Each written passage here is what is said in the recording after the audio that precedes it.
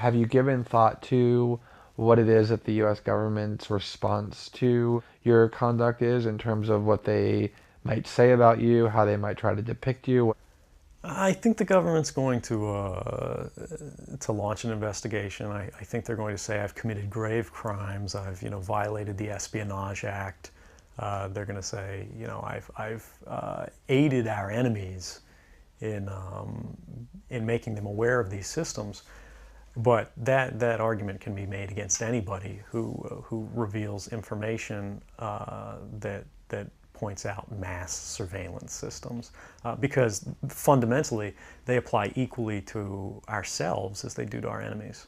When you decided to enter this world, did you do so with the intention of weaseling your way in and becoming a mole so that you could one day undermine it with disclosures, or what was your perspective and mindset about it at the time that you first sort of got into this whole realm? No, I joined the intelligence community when I was very young, sort of the government as a whole. I enlisted in the Army shortly after the invasion of Iraq, and I believed in the goodness of what we were doing. I believed in the nobility of our intentions to free oppressed people overseas. But over time, over the length of my career, as I watched the news and I increasingly was exposed to true information that had not been propagandized in the media, that we were actually involved in misleading the public and misleading all publics, not just the American public, in order to create a certain mindset in the global consciousness.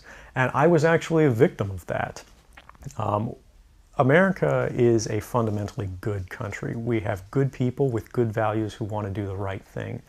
But the structures of power that exist are working to their own ends to extend their capability at the expense of the freedom of all publics. Can you talk about what you think some of the most important primary documents are and what they reveal? The primary disclosures are the fact that the NSA doesn't limit itself to foreign intelligence. It collects all communications that transit the United States. There are literally no ingress or egress points anywhere in the continental United States where a communication can enter or exit without being monitored and collected and analyzed. The Verizon document speaks highly to this because it literally lays out they're using an authority that was intended to be used to seek warrants against individuals, and they're applying it to the whole of society by basically subverting a corporate partnership through major telecommunications providers, and they're getting everyone's calls, everyone's call records, and everyone's internet traffic as well. On top of that, you've got Boundless Informant, which is sort of a global auditing system for the NSA's intercept and collection system that lets us track how much we're collecting, where we're collecting, by which authorities, and so forth.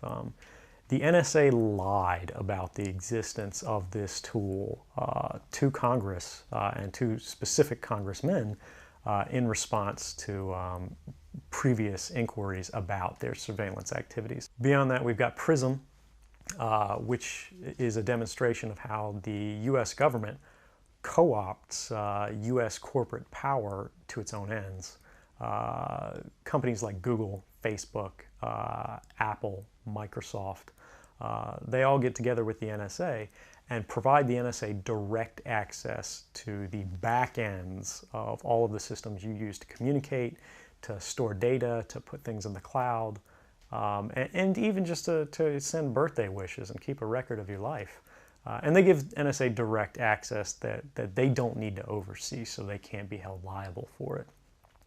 I think that's a dangerous capability for anybody to have, but particularly an organization that's demonstrated time and time again that they'll work to shield themselves from oversight.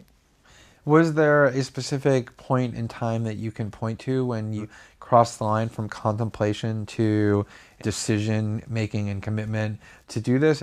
I grew up with the understanding that the world I lived in was one where people enjoyed a sort of freedom to communicate with each other in privacy without it being monitored, without it being measured or analyzed or or sort of judged by these shadowy figures or systems anytime they mention anything that travels across public lines. I think a lot of people of my generation, anybody who grew up with the internet, that was their understanding.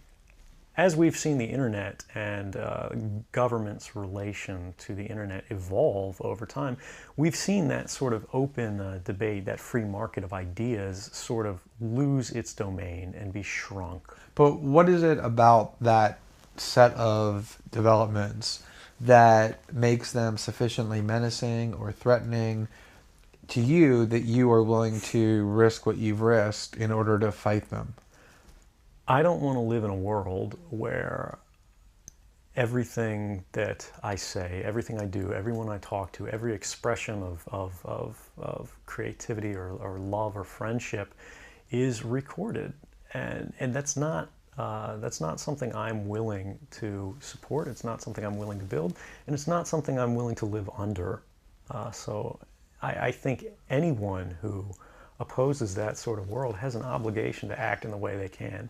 Now, I've watched and waited and tried to do my job in the most policy-driven way I could, which is to wait and allow other people, wait and allow our leadership, our figures to sort of correct the excesses of government when we go too far. But as I've watched, I've seen that it's not occurring. And in fact, we're compounding the excesses of prior governments and making it worse and more invasive.